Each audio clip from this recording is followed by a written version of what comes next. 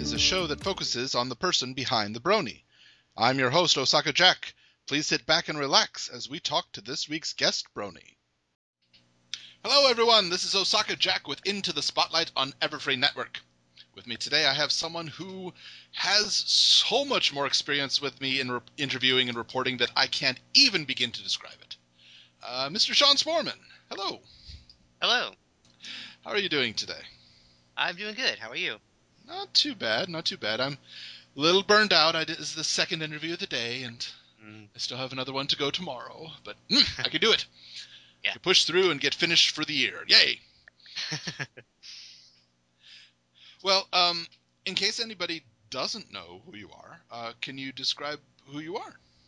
Okay. Like you said, I'm Sean Sporman. I am the overnight producer for WTVY News 4 This Morning. That's the CBS affiliate in Dothan, Alabama. If you don't know where Dothan is, that's in southeast Alabama. It's close to Panama City and Tallahassee. And we do cover parts of southeast Alabama, southwest Georgia, and Florida. Okay. It's kind of the lower right corner of the state, right? Yes, that would be right. Huh. Yes, if anybody doesn't know, WTVY News 4 This Morning has done a few segments on bronies, often. That's correct. I'm curious, how did you become introduced to the brony fandom? You happen to remember the situation that led up to it? Well, the way I remember it is, I am an animation buff myself. I've loved cartoons all my life, and I actually liked the previous works of that Lauren Faust had worked on, who's the creator of Friendship is Magic, and Foster's and Powerpuff Girls. I enjoyed those, and so I read about those, and I was like, oh, that's interesting. And one of the very first stories that we ever did on the brony community was about one of the charities. And that struck me as interesting and unique because, it's a group of animation fans of a cartoon that you might not think would have all these adults raising money for charity. And I thought, well, that's kind of interesting. And then, there wasn't much, the story was kind of aired, and then the next thing I did we do a regular segment about home video releases every Tuesday, because that's when they come out here in the U.S. And I would assume that at this point it's mostly DVD. Right, DVD and not video, but okay. Right. So video in name only, but right. Right. We call it home video releases because we also have some in an older audience so that they know that it's DVD and Blu-ray. Sure. But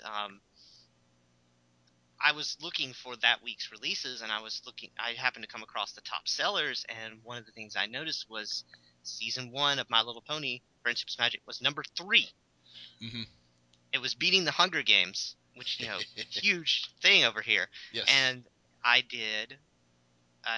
threw that in our entertainment news, and it got a lot of attention. It got all these hits and comments. I was like, wow, that's something else. And that's when I started to really see just how big and how passionate the brony community was.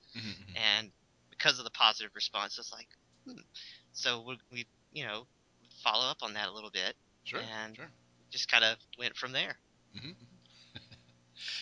Yes, I take great pride in being part of a fandom that contributes so much to charities. It's a wonderful feeling. I can contribute what I can, but that's not just me. That's a lot of people. It's a good feeling. Right. But yeah, I have heard people surmise that if technology today had been around at the time of Powerpuff Girls, then there probably would have been a similar movement with Powerpuff Girls as there is with My Little Pony right now. I could see that because it also went outside the demographic you would think that it went. And I know my friends and I all really liked Powerpuff Girls at the time.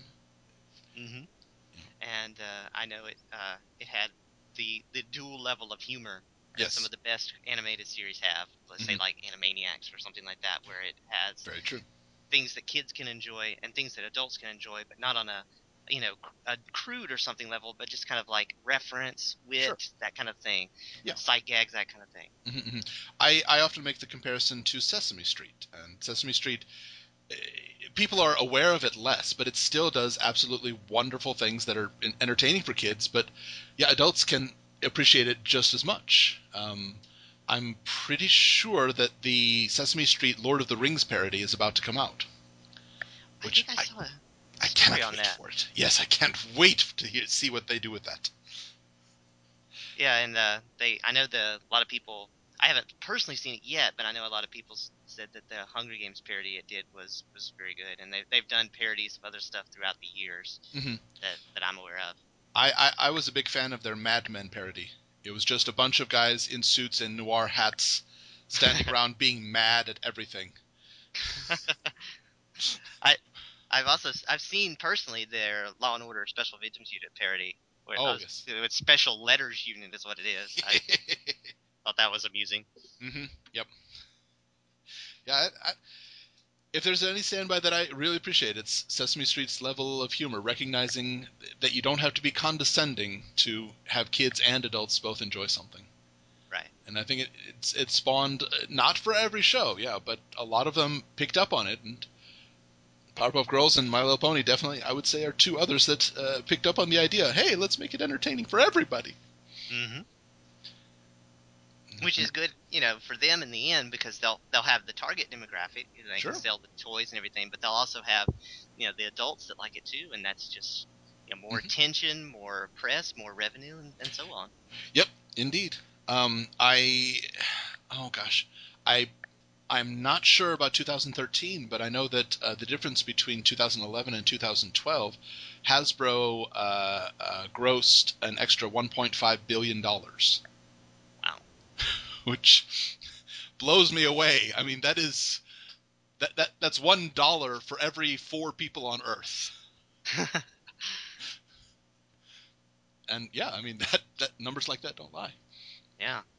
And I know another story, and we had this in our entertainment news as well, was that the My Little Pony tie-in comic sold. It had like over 100,000 pre-orders. It beat like X-Men and other big comics like that. And funny story, actually, after we had the story about the fact that it sold so much, one of the Hasbro PR reps actually sent our anchors a copy of the first issue. Oh, lovely. Yeah, I was, the anchors come in later than I do because I'm putting the show together, and sure. they're finishing it up, and I hear Demetria McClinton, she's one of our anchors. I hear her say, "No way!" I'm wondering what it is, and she comes over. There was this package from Hasbro, and she takes it out, and she reads the letter about how we thank you for your coverage and stuff. We didn't do it to get stuff, of course, but it was kind of a fun, unexpected surprise that that we got that. I remember that comic. That's done by Andy Price and Katie. Oh God, I'm blank on her last name. But yes, yeah, and I think it's brilliant. There are so many hidden jokes inside that. It's just hilarious to me. I know that I've found a young Frankenstein joke in some of the panels on the My Little Pony comic, which I don't know how many people found it, but I found it, and I found it to be hilarious. I saw, just from some of our brony followers on Twitter, I saw the Gordon Ramsay thing, and he responded to it. I think he said something like "seriously" or "really" or something like that, just one word. But I saw that. I was like, that's funny. Well, I know that some people had made OCs for Penn and Teller, and I think Penn retweeted it and said, "I have reached the apex of my career now. I am a pony." It was a good drawing too. I mean, it had it looked like Penn and Teller ponified, and on stage it looked good.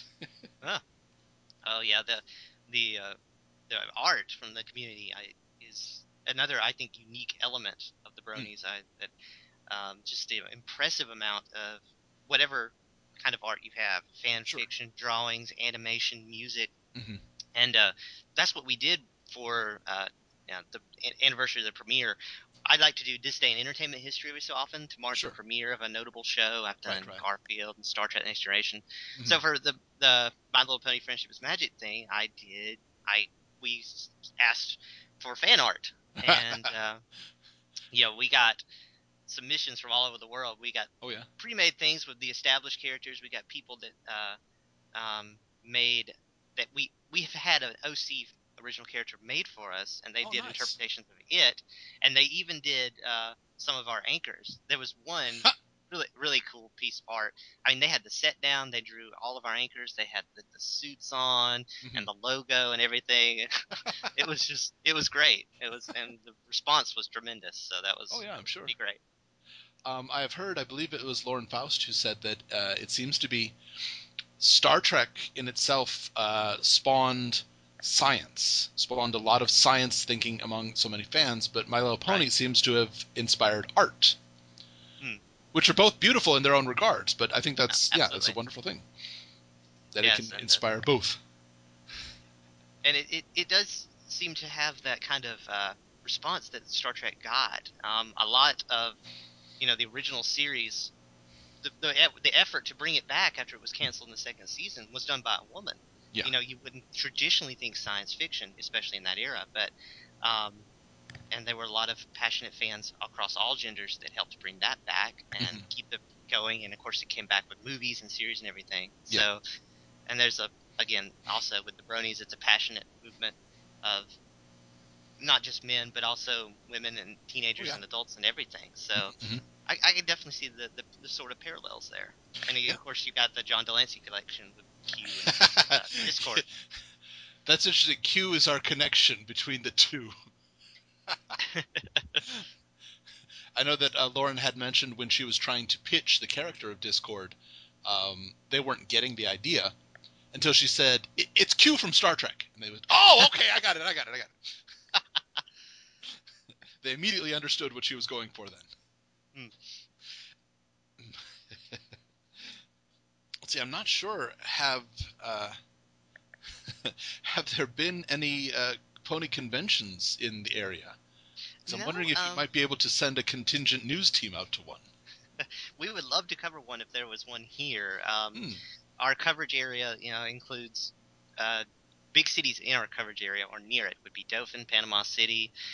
There's not too many huge cities. The closest that's come, there was a local sort of general genre convention called Fanaticon. Okay. It was in Dothan, and there was I didn't get to cover it specifically, but I know they had a panel on bronies, and there were people that were cosplaying, and we had pictures of somebody that was cosplaying as Princess Luna. Oh, nice. At least, and there was they had Doctor Who and all kinds of Avengers and all kinds of stuff. And I know specifically there was some of that stuff there, but there hasn't been an actual specific brony convention in what we call the Wiregrass, which is what our area is called. Okay. At least for now. For now, yeah. There was a convention hype boom for a bit there, but it takes a lot of effort to run a convention, and not as many of them realized that, so not all the conventions were able to get off the ground. Right. But hopefully there'll be something within the area. That would be nice. Yeah. I know. I'm sorry. I know that there are bronies in the area because we got one when this was not even the art submission. We did a segment a few months ago called Meet the Bronies. It was basically I wanted people to understand in their own words why bronies enjoy the show they do. I figured that was the best way because we'd done stories about them, but people probably understand why do these people like the show. Sure. So I got people to send in videos like 10-15 seconds explaining why they like the show, and I edited it together. And after that aired, which also got a tremendous response, there was an artist from one of our local cities, and he sent in these paintings, these really detailed paintings of two of the characters from the show. So, and he was from right in our area, so I know that there are people in the area that are fans of the show. Oh, nice. At least a few. That's good. That is good. I know that there are more bronies than there are admitted bronies. I know there are people who are still, for whatever reason, unwilling to admit that they are bronies. And you know what? I don't believe in pressuring like that. If you want to just say you're a fan, fine. You're just a fan. But that is good that there are those that support it in the area. Right. I think something you touched on just briefly, possibly one of the reasons that Pony can be such a massively expanding fandom, we can ponify anything. Avengers fans are awesome, but there have been a bunch of artwork that has ponies as Avengers. And Dr. Hooves is a character on the show now. And yeah. It's like any other fandom can be ponified. Yeah, not every other fandom can say that. That's true. And yeah, I've seen that in some of the art. It's just I've seen Star Trek ponies and, like you said, Avengers ponies, and I mentioned they've even ponified our anchors and general our TV stations. So yeah, absolutely, it's fun out there. Yeah. I've seen some of the work by the Japan bronies. There's still not as many as in other areas, but they're doing their part to try and produce Japan things. So we have, the Kyoto castles with falling cherry blossoms and ponies sitting around it. And I believe the show is being aired over there and dubbed in Japan now? It is. Right now, season 4 is being aired in America. And Canada, North America, it's being aired. Right now, Japan is about halfway through season 2. So they're almost 2 full seasons behind. It took them a long time to bring it to Japan. It was unsure if they were even going to at first. But, they've dubbed the voices over into Japanese, and they ordered season 1 and season 2. No word if they're going to order the season 3 yet, which I'm nervous about. But actually, the 18th of December is when the first DVD of Japan dubbed Pony comes out. So they're kind of, I think, trying to gauge how many people are going to order that before they continue. Okay. So I'm doing my part. I'm ordering what I can. Yeah. Getting the products. A lot of Japanese exclusive products, which aren't easy to find, even for me. But I can find them. We have iPhone 5 cases, which are just beautiful. And I know you've seen the Crane games that have plushies I've been able to win. We are a very impressive haul. Unfortunately, I cleaned out all the machines over on the west half of Japan, so when I go to the Japan PonyCon in the beginning of January, I've planned an extra day, and I'm just going to go to the Tokyo Crane games, and I've put them on notice. I've said, you guys have got 3 weeks, and then they are mine. Crane Day. Well, the WTVY news station is for Dothan. Primarily Dothan and I see. that surrounding area. It's called the wiregrass after a type of grass that grows in that area. I have found that it's apparently peanut capital of the world. That's correct. We host the National Peanut Festival every year. We actually had that a couple of months ago. Big carnival with especially focused on peanuts, but it also has, everything from rides to all kinds of fried foods and everything in between. Oh, very nice. And I would assume that there's large George Washington Carver influence. I would imagine so. I believe, if I'm not mistaken, that there is a museum actually right across the street from our station. Nice. That has that. I haven't been personally, but I believe that's what that is. It's peanut related at least, and I know there's something to do with George Washington Carver in the area. So. Well, there we go. That's good. Yeah. Okay, so the big question is, smooth or crunchy peanut butter? Me? Yeah. I'm not that big of a peanut butter person, but I can go either way. That's legitimate. But I love peanut butter cookies. I'll say that. Okay. All right. There we go. Yeah, Japan doesn't care for peanut butter very much, which saddens me deeply. I get it, but I have to import it, and it takes a month. So I have to get the 4.5 pound tub to make it worth my while. I will insist this to the day that I die. Peanut butter is an excellent food to put in your emergency kit. It lasts a long time. It has protein. It's good. It's easy to eat even if you don't have any food preparation items, so I recommend it. Put it in your emergency kit. If you had an earthquake or a tornado or whatever, peanut butter will get you through it. I never really thought of it like that, but it makes a lot of sense. Yep. I won't pretend that I didn't try to justify it after I got the peanut butter, but still, doesn't make it any less true. Well, your duties at the news this morning, you're the overnight producer of the morning show. Mm-hmm. So, I'm sorry, I'm completely in the dark here. What would be an example of what do you do? Okay. I get in at night after the nighttime shows air. Mm-hmm. Basically, what I do is I put together the show. I Okay. look at the local stories that are important from the night before, Mm-hmm. and keep an eye out, listen to scanners overnight, that kind of thing, to make sure the local stuff and Mm-hmm. cover it. And we get the scripts updated and everything. And then I put in the rest. I have, the morning show especially has a lot of unique content. I Mm-hmm. feel. Okay. We have national news, world news, and cover stories from Japan, including things like that. And we also had the entertainment news, of course, Sure. and things like that. So basically, what I do is before we go on air, I put together the show, Mm-hmm. and then while we're on air, I'm back in the control room with the director. I'm making sure we stay on time, Mm-hmm. giving the weatherman his time cues, just making sure that keeping track of what's right, and Mm-hmm. just making sure basically that the show goes well. Okay. All right. Okay, so you're the unseen backbone then. I guess you could say that, yeah. Okay. All right. Huh. And you you mentioned it to me, but you do work overnight. I mean, you finish like early in the morning after That's the show correct. airs. And what time do you usually head into work? Like 11? 10:30 is when I start. 10:30 10:30? p.m. Okay. All right. Right after the 10 o'clock news ends, I come in, and that's when I I start. see. Okay. Okay. And usually I leave about 7:30 after I've posted some of the morning stories to the web and Sure. social media. Okay. All right.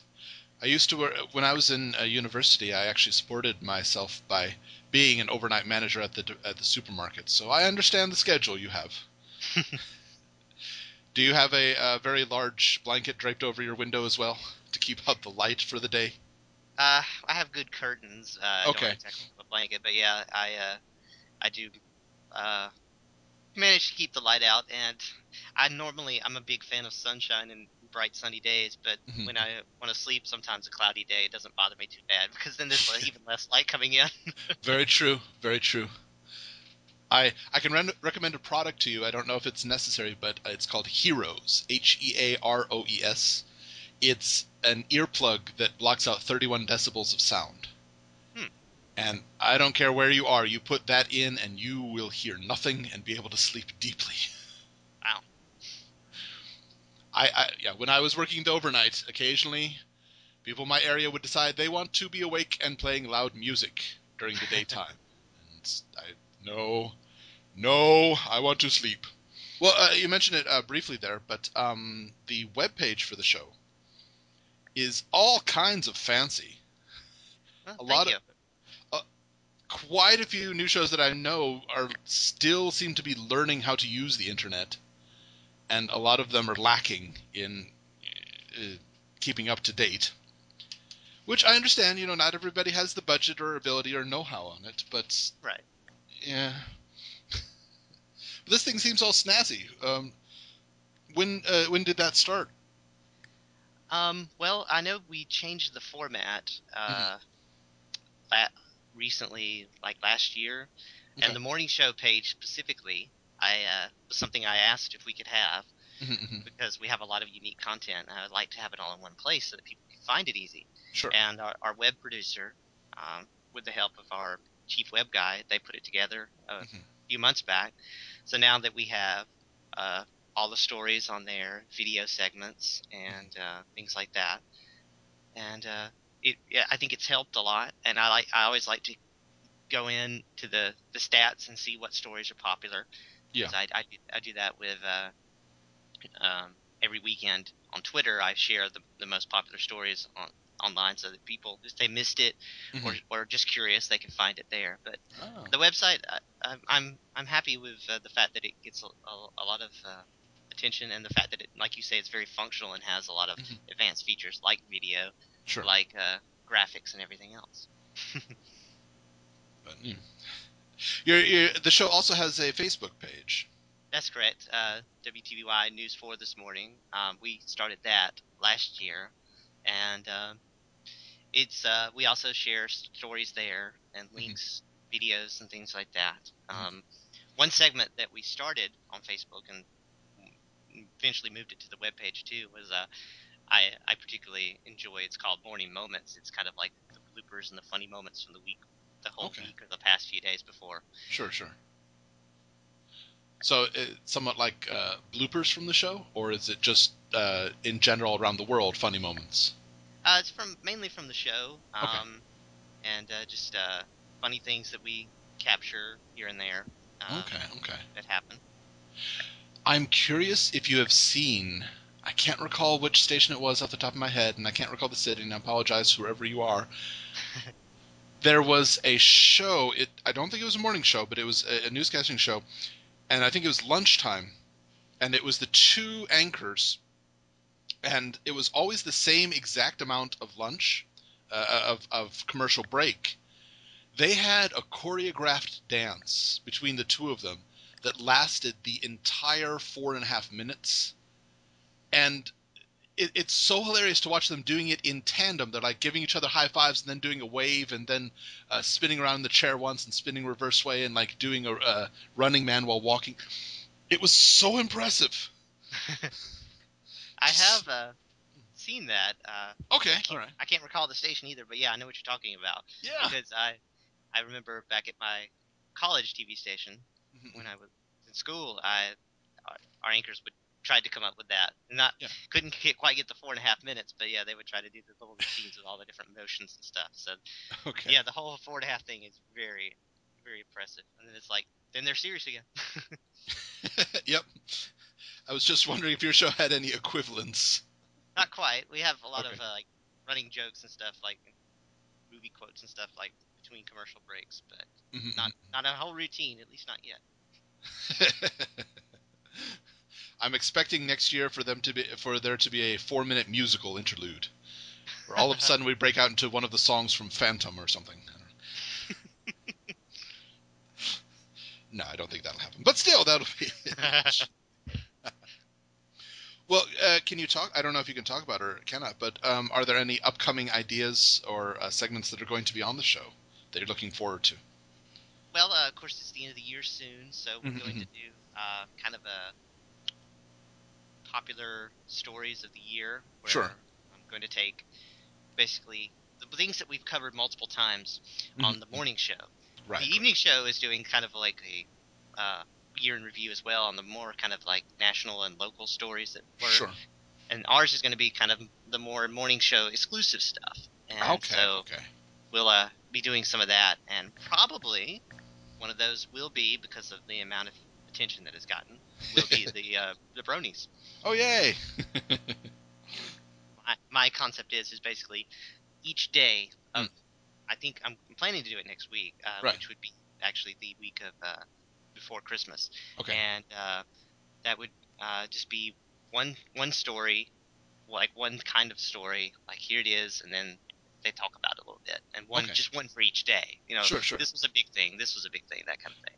Okay, I can totally get behind that. Yes, that's absolutely fine. It's just a personal thing. I like top 10 lists, but at the end of the year, why do we need them now? July top 10 lists are just as effective. They're one of my favorite YouTube channels. They actually had the worst top 10 list of all time. It was the top 10 single-digit numbers. All right. They did a good job with it, to their credit, but yeah, it was very funny to watch because there's only 10 of them possible. Exactly. All right. Did they surprise you and go out of order? Yeah, they did, actually. They did. Okay. Yeah. So there's that at least.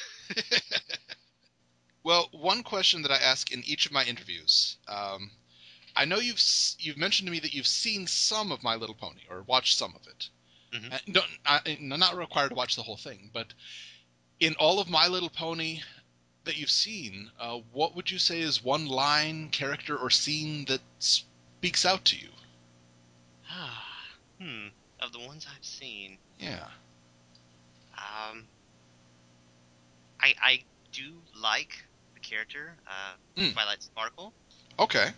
because I am definitely a bookworm. I love to read, and I like, uh, you know, science research and stuff. And I do get nervous when think I'm going to be late. Okay. I must ask if you have watched the episode Lesson Zero, then. Yes, that's the one that popped in my head. Okay. That was one of the first ones that I watched. The actually first one I watched was what's it called? Party of One, I believe is what it's called. Party of One. Oh, excellent one. That was the very first one I watched after I had, just wanted to see what it was about and everything, and that was another very interesting episode. Mm-hmm. Very funny. From my experience, Party of One really speaks to the introverted people who start feeling that everybody is leaving them because they're not paying attention to them right now. And Lesson Zero speaks out to the studious ones who work themselves up far more than any test ever could. All right, good answer. Okay, so Lesson Zero. The face of Twilight Sparkle in that is one of the creepiest and, I find it, most adorable things ever. Yeah, the animation, the expression of that. I could see why this show inspires art and stuff like that, because it's just so I don't even know the right word, but it's just so expressive and Yes. imaginative and cartoony in both a classic sense, but with the modern flash animation technology and everything. Yeah. Well, everybody, today we have been speaking with Sean Sporman, the overnight producer of WTVY News this morning. I have to say, real fast, your station's ID code is like one of the luckiest ones out there. You got TV in the middle of your name. How fortunate man. I've heard other good ones, but man, that's got to be one of the best. Yeah, it's a good one, and we have the little station ID, and it says you're watching WTVY, your hometown news leader. So it's like it's very easy to remember, and yeah.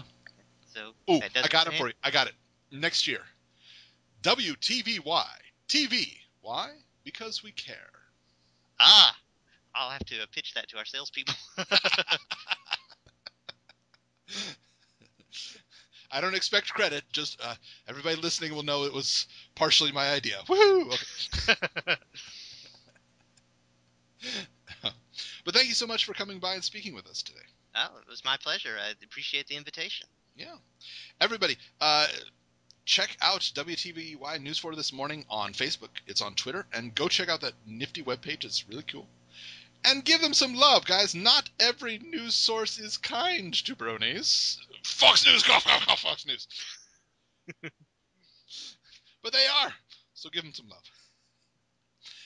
Everyone, this has been Osaka Jack with Into the Spotlight on Everfree Network. We'll catch you next time.